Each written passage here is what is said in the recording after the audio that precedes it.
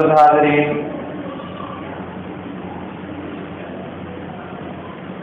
یہ کوئی سفر سن 4 ہجری کی بات ہے کہ اللہ کے رسول صلی اللہ علیہ وسلم کے پاس قبیلہ رعل، ذکوان، عصیہ اور بنو لحیان کے کچھ لوگ اللہ کے رسول صلی اللہ علیہ وسلم کے پاس آئے اور عرض کیا کہ اے اللہ کے رسول، ہم میں سے کچھ لوگ مسلمان ہو رہے ہیں اور وہ دین سیکھنا چاہتے ہیں، اس لیے آپ اپنے کچھ علماء اور اپنے کچھ علم والے انسانوں کو ہمارے ساتھ بھیج دیجیے۔ اللہ کے نبی صلی اللہ علیہ وسلم نے 70 علماء صحابہ کو ان کے ساتھ بھیج دیا۔ وہ لوگ مدینے سے نکلے، منزل مقصود تک پہنچنے سے پہلے راستے میں 2 پہاڑوں کے بیچ میں پہنچے تو جو لوگ ان کو لے کر کے گئے تھے انہوں نے ان کے ساتھ غداری کیا اور 2 پہاڑوں کے بیچ میں ان کا محاصرہ کر لیا۔ صحابہ نے کہا کہ ہمیں تم سے کوئی مطلب نہیں ہے، ہم اللہ کے رسول صلی اللہ علیہ وسلم کا پیغام لے کر اپنی منزل کی جانب جا رہے ہیں، اس لیے تم ہمیں جانے دو، ہمارا راستہ مت روکو۔ گفتگو کرنے کے لیے حرام بن ملحان، ایک لنگڑے صحابی یعنی کعب بن زید اور ایک آدمی، 3 آدمی کافروں کی طرف آئے۔ حرام بن ملحان نے کہا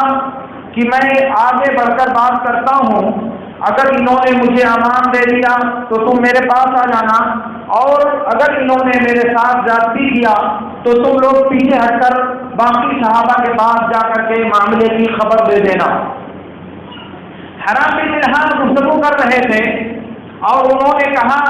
کیا تم ہم کو امان دینے کو تیار ہو؟ انہوں نے کہا ہم تمہیں امان دیتے ہیں۔ ادھر ایک جماعت گفتگو کر رہی ہے کہ ہم تمہیں امان دیتے ہیں، اور ادھر پیچھے سے ایک جماعت کو اشارہ کیا، وہ لوگ آگے بڑھے اور انہوں نے حرام بن ملحان رضی اللہ تعالیٰ عنہ کو پیچھے سے نیزے سے حملہ کر دیا۔ اور جب ان دونوں صحابہ نے یہ بات دیکھی تو وہ پیچھے ہٹ گئے اور کعب بن زید رضی اللہ تعالیٰ عنہ جو لگڑے تھے وہ پہاڑ کی چوٹی پر چڑھ گئے، اور جب نیزہ لگا حرام بن ملحان یعنی انس بن مالک رضی اللہ تعالیٰ عنہ کے ماموں کو، تو انہوں نے کہا فزت ورب الکعبہ، اور اپنا خون اپنے ہاتھ میں لیا، سر اور چہرے پر ملنے لگے، کہا کہ اللہ کی قسم میں کامیاب ہو گیا، اللہ کی قسم میں کامیاب ہو گیا۔ اور پھر اس کے بعد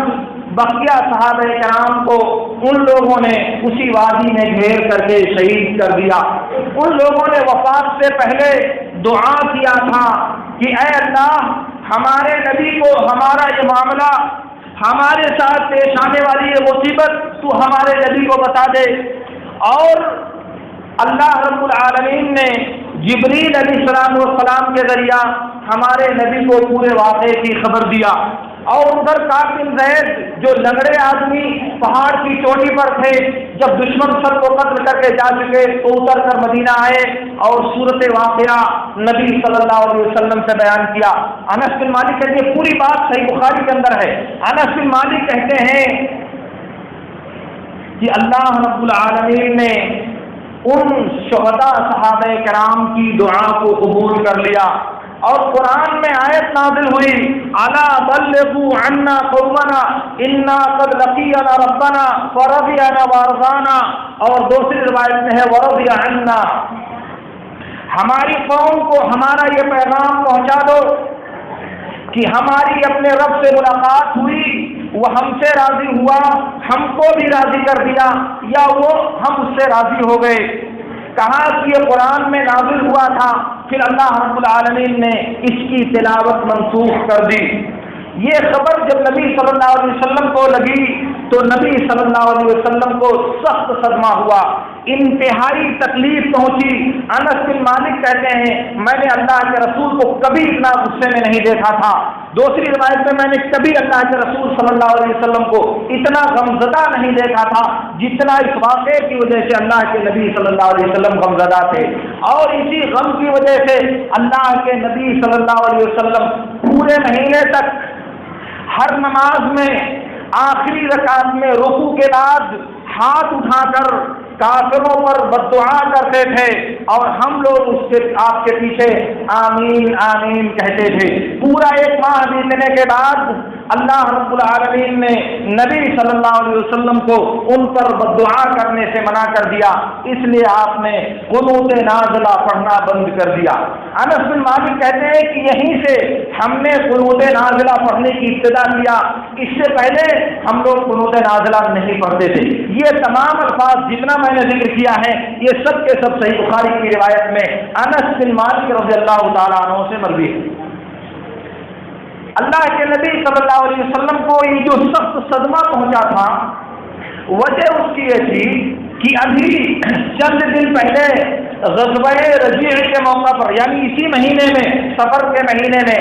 آپ کے 10 صحابہ کرام کو اسی طرح غداری کر کے مقام رجیع میں شہید کر دیا گیا تھا۔ اسی میں خباب بن عرب رضی اللہ تعالیٰ عنہ کو قید کر کے مکہ والوں سے بیچ دیا گیا تھا، اور اس سے 3 اور 4 مہینہ پہلے شوال کے مہینے میں میدان احد میں آپ کے 70 صحابہ کرام کو میدان معرکہ میں شہید کیا گیا تھا۔ تو اپنے صحابہ کی شہادت کا یہ منظر دیکھ کر نبی صلی اللہ علیہ وسلم سخت رنجیدہ اور سخت غمزدہ ہوئے تھے، اور اسی لیے آپ نے قنوت نازلہ پڑھنے کا اہتمام کیا تھا۔ تو قنوت نازلہ اسلام میں ایک عبادت ہے جو ہر 5 نماز میں، جہری اور سری ہر نماز میں، ہر نماز کی آخری رکعت میں رکوع کے بعد امام دعا کرتا ہے ہاتھ اٹھا کر، اور مقتدی پیچھے ہاتھ اٹھا کر اس کی دعا پر آمین کہتے ہیں۔ جب بھی مسلمانوں کے ساتھ دنیا کے کسی خطے میں کوئی مصیبت، کوئی آفت اور کوئی پریشانی نازل ہوتی ہے تو اس کے لیے اللہ رب العالمین نے مسلمانوں کو یہ دعا پڑھنے کا حکم دیا گیا ہے، جسے فقہ اسلامی کی تاریخ میں قنوت نازلہ کے نام سے یاد کیا جاتا ہے۔ نازلہ کی جمع آتی ہے نوازل، جس کے معنی ہوتے ہیں مصیبت، واقعہ، حادثہ، کوئی نیا پیش آنے والا معاملہ، اسے نازلہ کہا جاتا ہے۔ گویا کہ قنوت نازلہ مصیبت کی دعا، پریشانی کی دعا، آفت کی دعا جو اللہ رب العالمین نے مسلمانوں کو عطا کیا ہے۔ اس دعا میں 4 کام کیے جاتے ہیں۔ ایک کام تو یہ ہے کہ ہر فرض نماز کی 5 نمازوں میں آخری رکعت میں رکوع کے بعد ہاتھ اٹھا کر امام مسلمانوں کے لیے دعا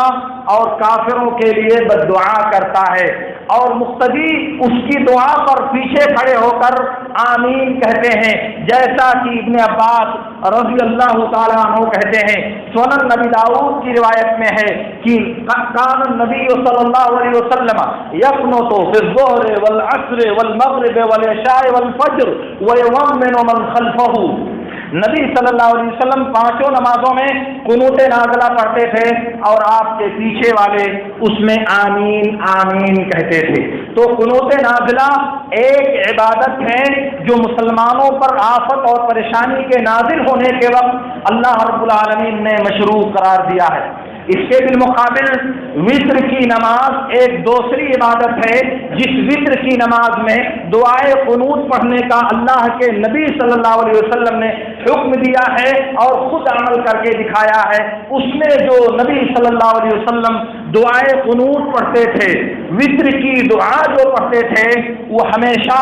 رکوع سے پہلے پڑھتے تھے، بغیر ہاتھ اٹھائے پڑھتے تھے، اور کسی بھی روایت میں کسی بھی صحابی سے اور نہ تو نبی صلی اللہ علیہ وسلم سے اس میں نہ تو ہاتھ اٹھانا ثابت ہے اور نہ آمین کہنا ثابت ہے۔ تو وتر کی نماز میں جو قنوت پڑھی جاتی ہے اس کے بارے میں صحیح بخاری کی روایت میں ہے، عاصم احول انس بن مالک رضی اللہ تعالیٰ عنہ سے روایت کرتے ہیں، انہوں نے کہا کیا اللہ کے رسول صلی اللہ علیہ وسلم کے زمانے میں وتر میں قنوت پڑھی جاتی تھی؟ کہاں پڑھی جاتی تھی؟ کہا رکوع سے پہلے پڑھی جاتی تھی یا رکوع کے بعد؟ کہا رکوع سے پہلے پڑھی جاتی تھی۔ کہا مجھ سے فلاں نے بیان کیا ہے کہ آپ کہتے ہیں کہ رکوع کے بعد پڑھی جاتی تھی۔ انس بن مالک نے کہا کہ وہ جھوٹا ہے، جو یہ کہتا ہے کہ وتر میں قنوت رکوع کے بعد پڑھی جاتی تھی وہ جھوٹا ہے۔ نبی صلی اللہ علیہ وسلم رکوع سے پہلے ہی قنوت پڑھا کرتے تھے۔ وہ تو صرف 1 مہینہ نبی صلی اللہ علیہ وسلم نے ریل اور ذکوان کے لوگوں پر بددعا کرنے کے لیے آپ نے رکوع کے بعد دعائے قنوت پڑھا تھا۔ اسی طرح سے بخاری میں ایک دوسری روایت عبد العزیز بن سہیل نے انس بن مالک سے روایت کیا ہے، اور ایک تیسری روایت ہے انس بن سیرین نے، انہوں نے بھی انس بن مالک رضی اللہ تعالیٰ عنہ سے روایت ہے، یہ سب صحیح بخاری میں ہے، جس میں انس بن مالک رضی اللہ تعالیٰ عنہ نے اس بات کی خبر دی ہے کہ نبی صلی اللہ علیہ وسلم وتر کی نماز میں دعائے قنوت رکوع سے پہلے پڑھتے تھے، اور قنوت نازلہ میں دعائے قنوت رکوع کے بعد پڑھتے تھے۔ اسی طرح سنن نبی داؤد، سنن ابن ماجہ اور حدیث کی دوسری کتابوں میں ابی بن کعب رضی اللہ تعالیٰ عنہ سے بسند صحیح ثابت ہے، کان النبی صلی اللہ علیہ وسلم یقنط فی الوتر قبل الرکوع، نبی صلی اللہ علیہ وسلم وتر کی نماز میں رکوع سے پہلے دعائے قنوت پڑھتے تھے۔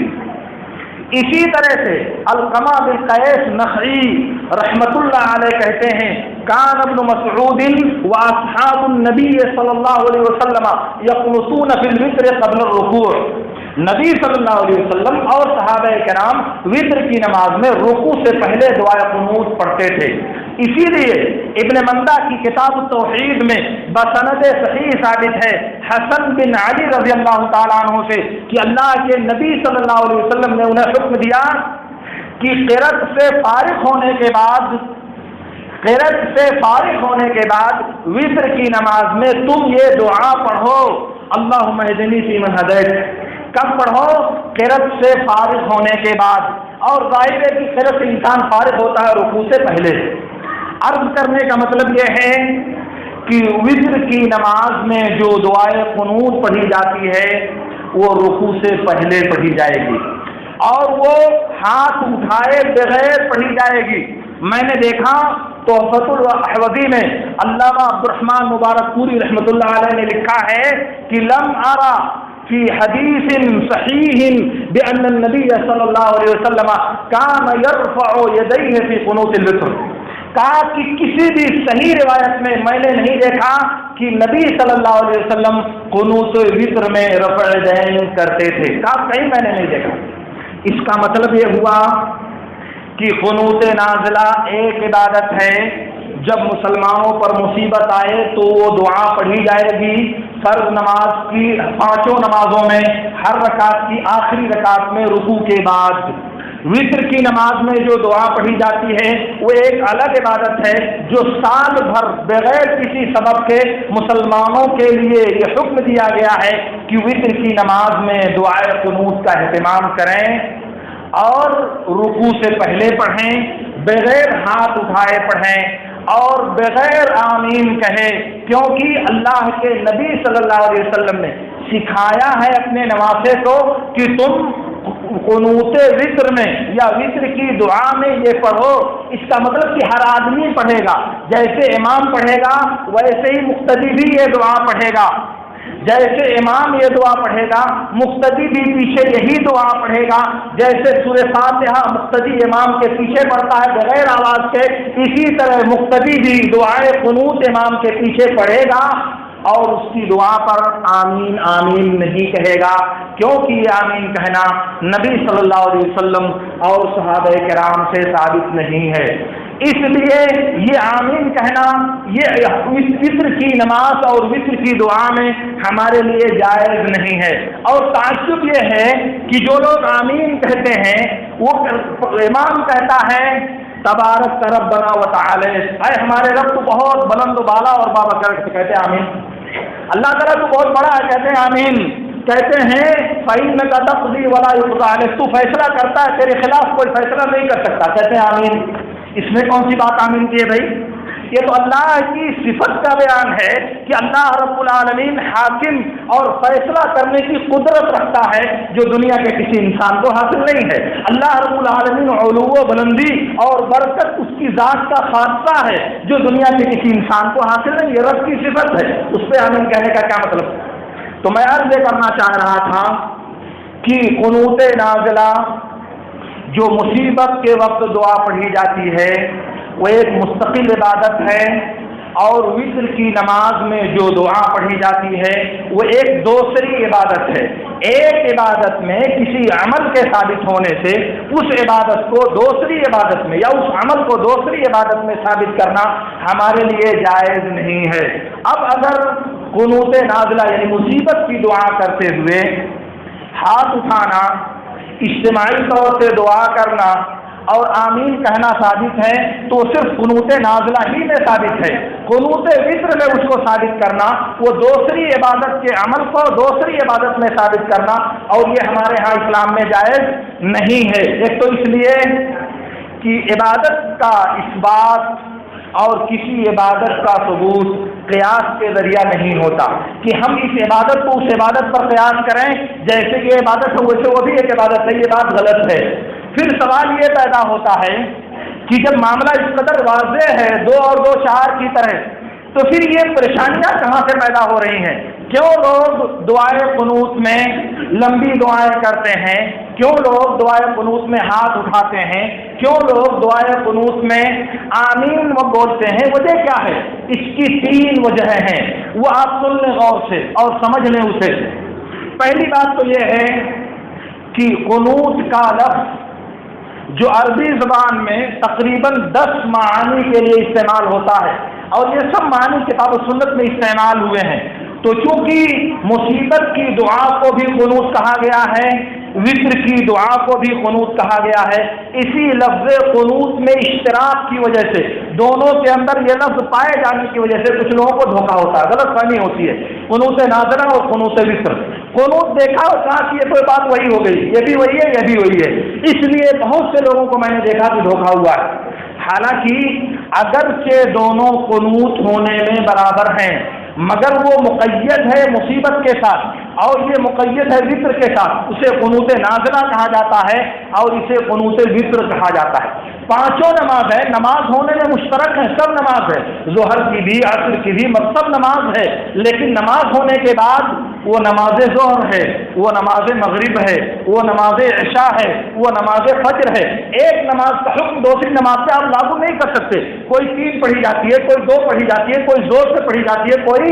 آہستہ پڑھی جاتی ہے، نماز سب ہے مگر پھر بھی ان نمازوں کے درمیان آپس میں فرق ہے۔ کوئی نماز تحیۃ المسجد ہے، کوئی نماز استسقاء ہے، کوئی نماز کسوف ہے، کوئی نماز گرہن ہے، ہر نماز تو نماز ہی ہے، لیکن کیا نماز ہونے کے ناطے سب کو ایک ہی طرح پڑھا جائے گا؟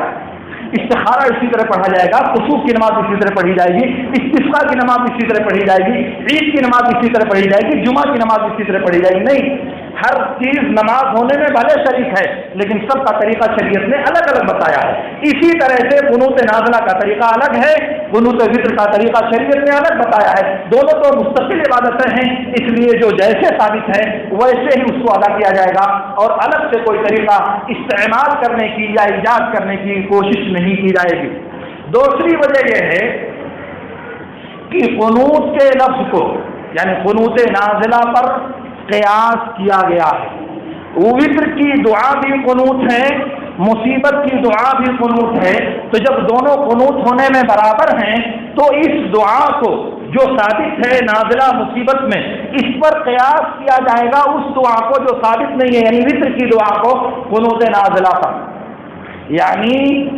قنوت نازلہ میں جو اعمال ثابت ہے، رفع دین، آمین، رکوع کے بعد، ان کو پر قیاس کیا جائے گا وتر کی دعا کو جو ثابت نہیں ہے، رفع دین، رکوع کے بعد اور اجتماعی طور سے اور آمین کہنا۔ تو وتر میں ثابت نہیں لیکن قیاس کے ذریعہ بہت سے لوگوں نے اس کو ثابت کرنے کی کوشش کیا ہے کیونکہ دونوں قنوت ہیں۔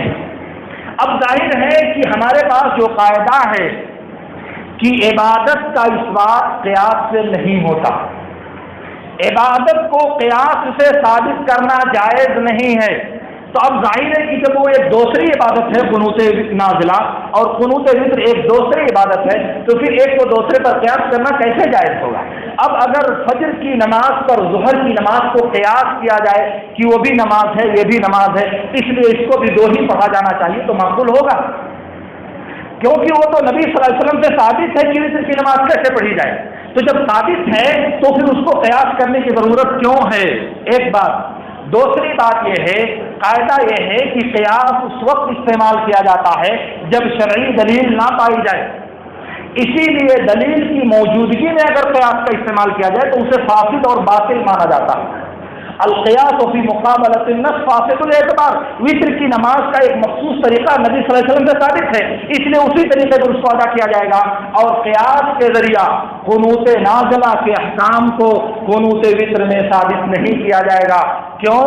اس لیے کہ نص کے مقابلے میں نص ہے کہ نبی نے وتر پڑھنے کا حکم دیا، کیسے پڑھی وہ ثابت ہے، اس لیے اب اس کو کسی دوسری عبادت پر قیاس کر کے دوسری عبادت کے احکام کو اس میں ثابت نہیں کیا جائے گا۔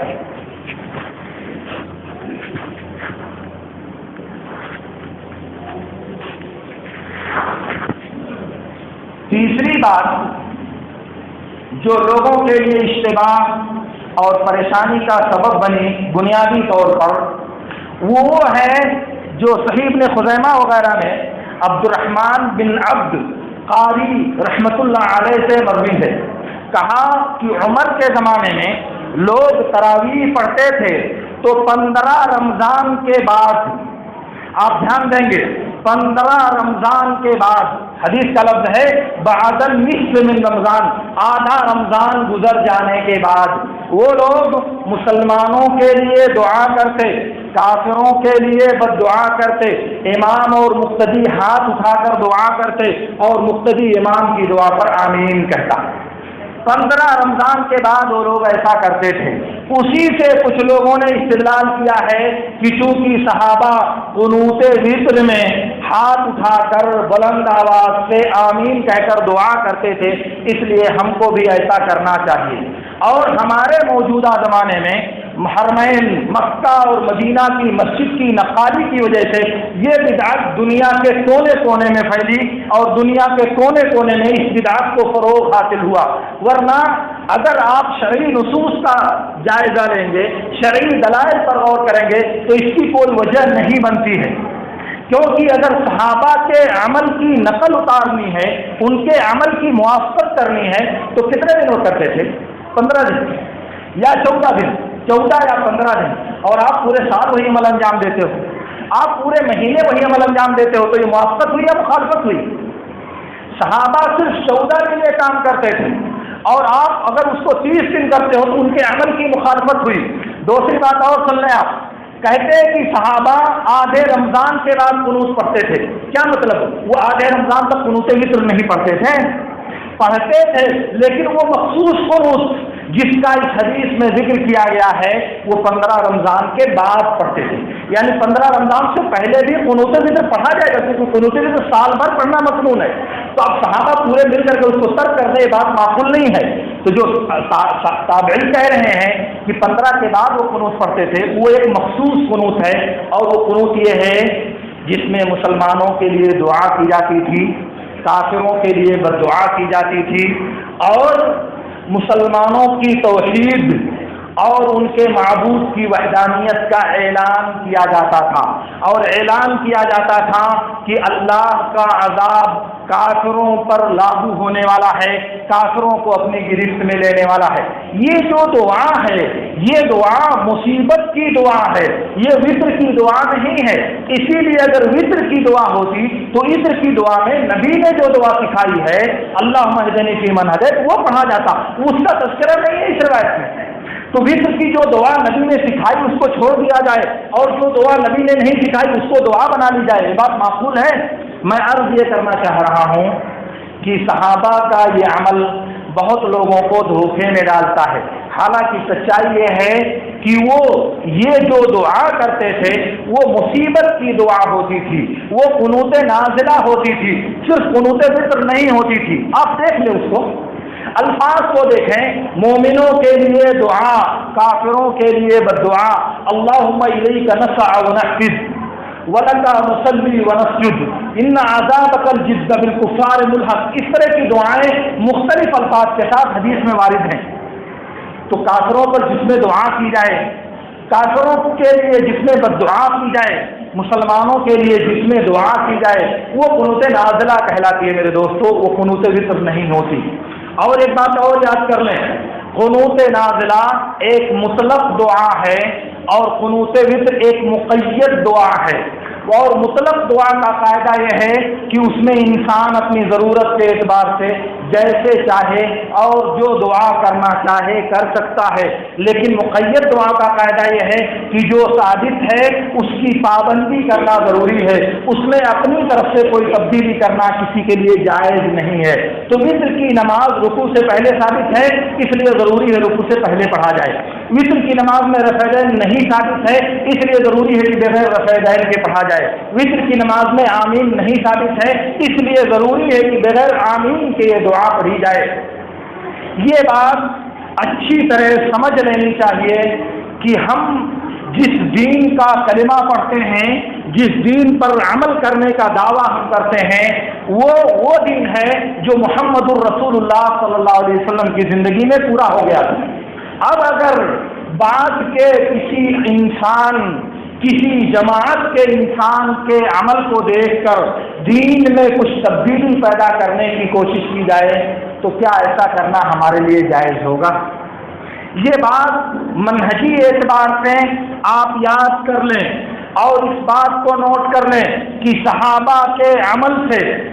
جو نبی کی وفات کے بعد انجام پا رہا ہے کوئی عمل دین نہیں بنایا جا سکتا۔ ہاں منہجی اعتبار سے اگر ان کا اجماع ہے تو وہ اجماع حجت ہو سکتا ہے، وہ اجماع دلیل بن سکتا ہے کیونکہ اجماع شریعت کی ایک دلیل ہے، لیکن عمل جماعت کا، عمل چند لوگوں کا، عمل ایک بہت بڑی جماعت کا، عمل اس وقت دنیا کے بیشتر مساجد کا، وہ ہمارے لیے دین نہیں ہے، وہ ہمارے لیے شریعت نہیں ہے۔ معلوم ہے کہ حرم میں اگر آپ 25 سال پہلے جائیں تو آپ کو ان اعمال کا کوئی وجود نہیں ملے گا۔ اور نوٹ کر لیں،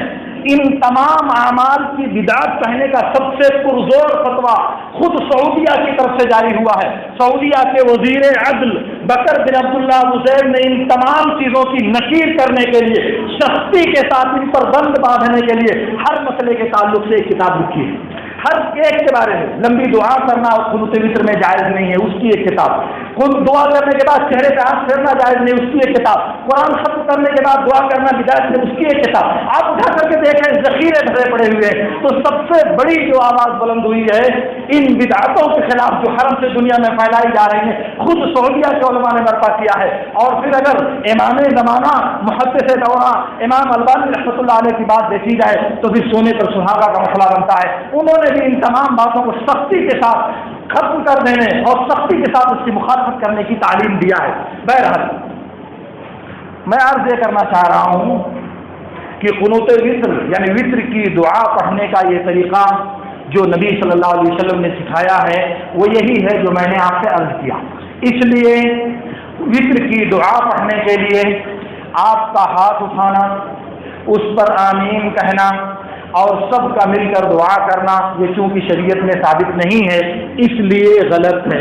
امام جب دعائے قنوت پڑھے گا تو جیسے امام کے لیے پڑھنا مطلوب ہے، مقتدی بھی وہ دعا پڑھے گا جیسے امام پڑھتا ہے۔ جیسے آپ امام کے پیچھے سورہ فاتحہ پڑھتے ہو آہستہ، ایسے ہی آپ کے لیے دعائے قنوت بھی پیچھے آہستہ سے پڑھنا ہے۔ یہی نبی صلی اللہ علیہ وسلم کا حکم ہے۔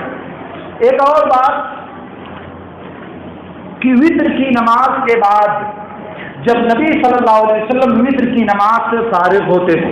جیسا کہ سنن نسائی اور مسند احمد وغیرہ کی روایت میں عبداللہ بن مسعود رضی اللہ تعالیٰ عنہ کی حدیث سے بسند صحیح ثابت ہے کہ آپ قنوت سے فارغ ہونے کے بعد 3 مرتبہ سبحان الملک القدوس کہتے تھے۔ سبحان الملک القدوس، سبحان الملک القدوس، اور تیسری بار اور زیادہ آواز کو بلند کرتے تھے اور مد کر کے یعنی کھینچ کر کے کہتے تھے سبحان الملک القدوس۔ گویا کہ اس کیفیت کے ساتھ اگر مسجد میں انسان وطر کے بعد یہ دعا پڑھے تو مسجد میں یہ آواز سنائی دینی چاہیے، مسجد کو گونجنا چاہیے۔ آخر یہ سنت جو نبی صلی اللہ علیہ وسلم سے کتب ستہ کے اندر ثابت ہے، ہم سے مطلوب کیوں ہے؟ اس پر بارہا لوگوں نے تنبیہ بھی کیا ہے، لیکن پھر بھی آواز مسجد میں سنائی نہیں دیتی۔ اس لیے ہم سب کی ذمہ داری ہے کہ آمین چھوڑ دیں، آمین کی جگہ پر ذکر سے فارغ ہونے کے بعد آپ اس دعا کو پڑھنے کا اہتمام کریں۔ 3 مرتبہ سبحان الملک القدوس، سبحان الملک القدوس، اور تیسری بار بلند آواز سے اور کھینچ کر کے سبحان الملک القدوس پڑھنے کا اہتمام کریں کہ یہ نبی صلی اللہ علیہ وسلم کی سنت ہے۔ اس بیچ میں اور بھی بہت سی باتیں پیش آتی ہیں، مگر وقت ساتھ نہیں دیتا کہ میں ان تمام پیش آمدہ باتوں کا تذکرہ آپ کے سامنے کر سکوں، مگر جستا جستا یہ باتیں آپ کو سننی اور یاد کرنی چاہیے، کیوں؟ تاکہ آپ اس پر سنت کے دائرے میں رہتے ہوئے عمل کر سکیں، اپنی عبادتوں کو مسنون طریقے پر انجام دے سکیں۔ یہ آپ کی ذمہ داری ہے اور آپ پر فرض ہے یہ کہ دین کے نام سے، شریعت کے نام سے اور نبی صلی اللہ علیہ وسلم کی سنت کے نام سے اگر کوئی عمل آپ کو بتایا جاتا ہے، آپ کوئی عمل انجام دینا چاہتے ہیں تو پہلے آپ پتہ لگا لیں،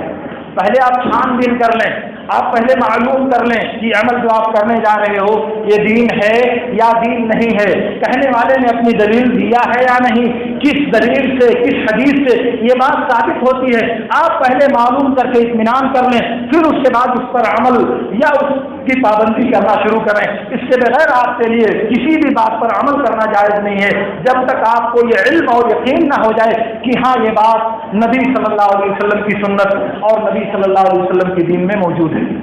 اللہ رب العالمین سے میری دعا ہے کہ اللہ رب العالمین ہمیں ان باتوں کو سمجھنے اور ان میں سے بہترین باتوں پر عمل کرنے کی توفیق عطا فرمائے۔ وآخر دعوانا ان الحمد للہ رب العالمین۔ اقول لکم ما تسمعون واستغفر اللہ لی ولکم۔